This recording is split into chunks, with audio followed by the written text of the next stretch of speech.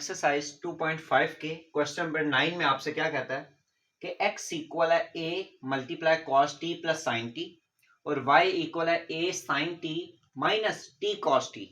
कहता है dy by D X find करें। अब यहाँ पे भी आपके पास दो फंक्शंस हैं, इसमें आपके पास क्या लगेगा, चेन रूल। पहले आप क्या करेंगे, इन दोनों का अलग-अलग डेरिवेटिव, पहले इसका डेरिवेटिव फिर उसका डेरिवेटिव। हम क्या करेंगे, सोल्यूशन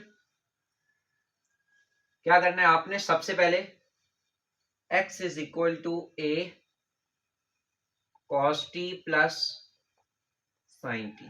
ठीक है, इसको क्या करेंगे, differentiate with respect to t।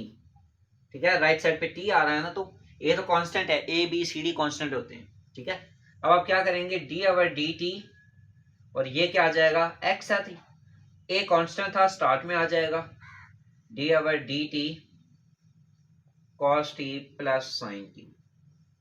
दोनों के दरम्यान में प्लस आ रहा है तो दोनों का अलग-अलग डेरिवेटिव हो जाएगा। dx over dt is equals to a, ये बड़ी वाली ब्रैकेट डालनी है, क्यों, क्योंकि a दोनों से मल्टीप्लाई हो रहा है, समझ आ रही है। तो अब ये आपके पास क्या हो जाएगा, d over dt cos t plus d over dt sin t।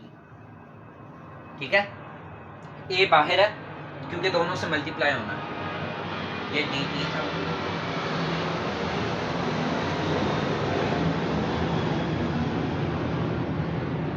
cos t का क्या डेरिवेटिव होता है, माइनस साइन t। और अब हम साइन की रिस्पेक्ट से सॉल्व कर रहे हैं, तो t का डेरिवेटिव यानी एंगल का भी तो डेरिवेटिव लेना होता है ना।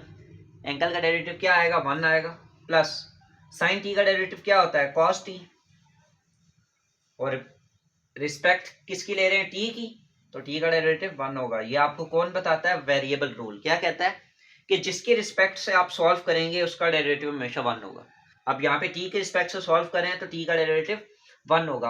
आपने साइन t का डेरिवेटिव ले लिया cos t, उसके बाद एंगल का भी डेरिवेटिव लेना होता है, तो t का डेरिवेटिव 1 आएगा, इसलिए यहाँ मैंने 1 मेंशन कर दिया। ये क्या आ जाएगा, dx over dt is equal to minus a sine t और प्लस a cos t। समझा रही, ये माइनस था ना, minus a sine t, a से मल्टीप्लाई a cos t, ये आपके पास क्या है, dx ओवर dt। लेकिन फाइंड क्या करना है, dy बाई dx। अब क्या करेंगे, इसका डेरिवेटिव लेंगे, y is equal to a sine t minus t cos t। ठीक है, तो इसको हम क्या करेंगे, differentiate with respect to t।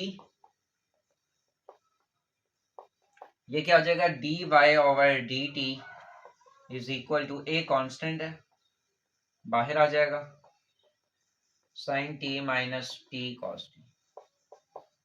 ठीक है, a कांस्टेंट। अब इनका अगर मैं डेरिवेटिव लूं, साइन t का डेरिवेटिव क्या आएगा, cos t। ठीक है, माइनस t, अब बल्कि अब यहां पे बल्कि ये प्रॉपर में स्टेप कर देता हूं ताकि आप लोगों को जो है सही समझ आ जाए।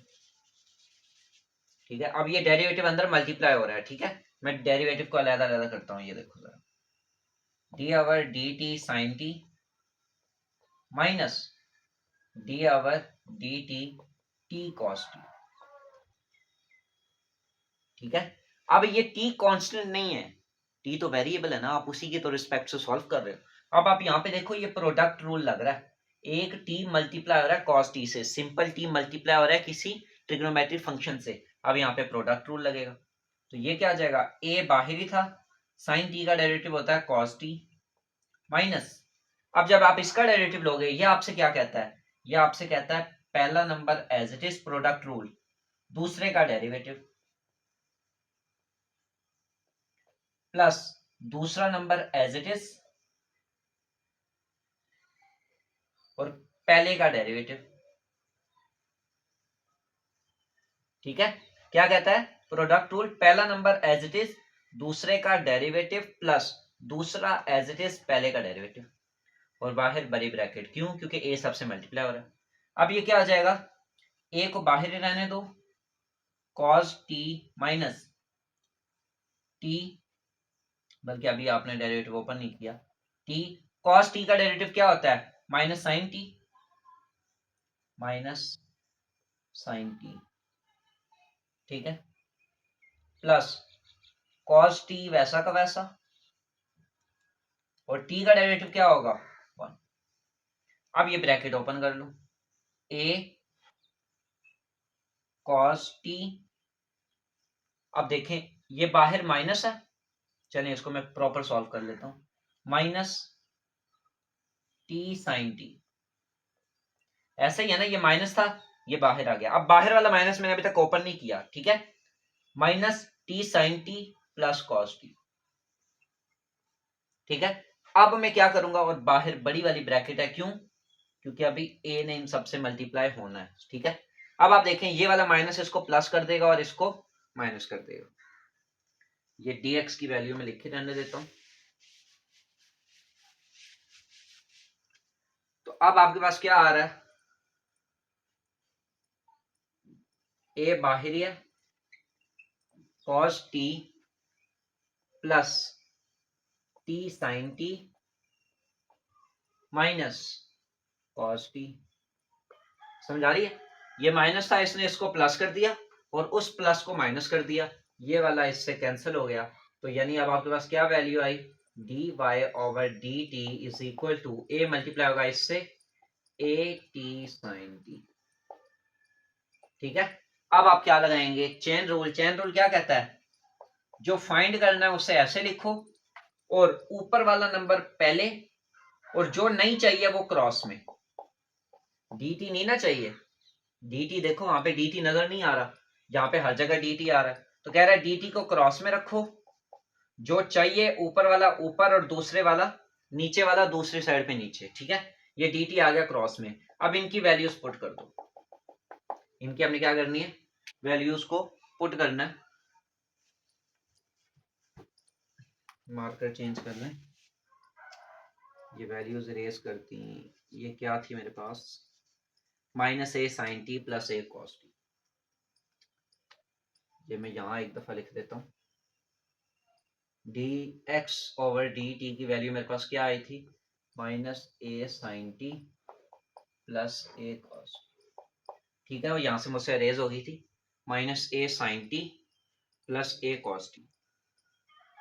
अब आपने करना क्या है, इस फार्मूले में वैल्यूज पुट करें, D Y by D X is equals to, D Y by D T की वैल्यू आपने क्या फाइंड की, D Y by D T की वैल्यू आई है ए टी साइन टी, ये देखो A T sine T multiply by D T over D X, लेकिन हमारे पास क्या है, D x over D T, यानी इसका उलट है, इसका उलट है, उलट होगा तो ये चीज ओवर में आ जाएगी, ये एक्स है नहीं बल्कि मल्टीप्लाई का साइन, मल्टीप्लाई बाय क्या हो जाएगा,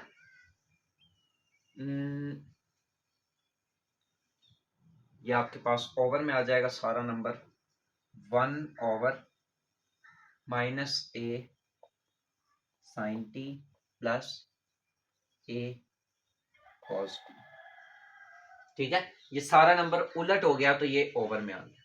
अब आप यहां पे देखें, मेरे पास ए कॉमन आ रहा है, D Y by D X is equal to A T sine T, ये सारा नंबर आप देखें ए कॉमन आ रहा है, आप ए को निकाल लें कॉमन, तो ये हो जाएगा minus sine T plus cos T, ठीक है, ये ए आपने कॉमन निकाल लिया, ए से कैंसिल हो गया, D Y by D X is equal to T sine T और minus sine T plus cos, ठीक है, ये आप लोगों के पास क्या आ जाता है, डेरिवेटिव आ जाता है, ठीक हो गया।